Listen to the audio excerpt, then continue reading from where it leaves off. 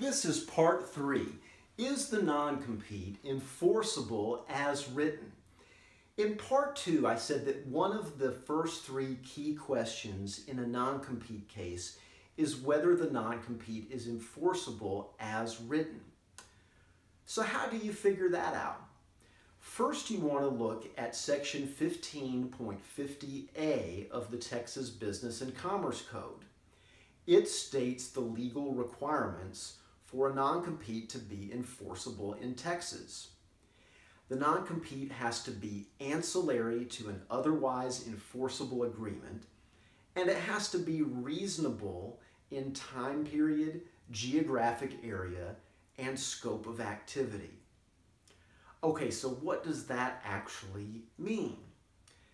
The typical way that an employer will try to make a non-compete enforceable is to tie it to a confidentiality agreement. In that typical situation, there are 5 things I look for when I look at a non-compete. First, I want to see, does it have an express or implied promise to provide confidential information to the employee? If not, it may be unenforceable. The second thing I want to know is whether the employer actually provided information to the employee that was confidential. Again, if not, it may be unenforceable. The third thing I look for is the time period of the non-compete.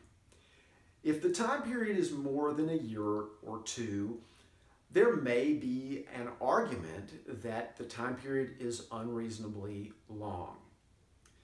The fourth thing I look for is whether there is a geographic limitation to the non-compete.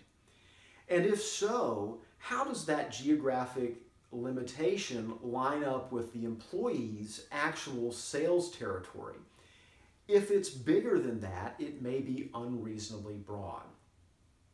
The fifth thing I look for is the scope of activity that is actually restrained by the non-compete. If it goes so far that it bars the employee from doing anything in the employer's industry, then it may be considered an unenforceable industry-wide non-compete. These 5 things are so important that I'm going to spend the next 5 parts of the series examining each one. If you're ready for that, then go to part 4.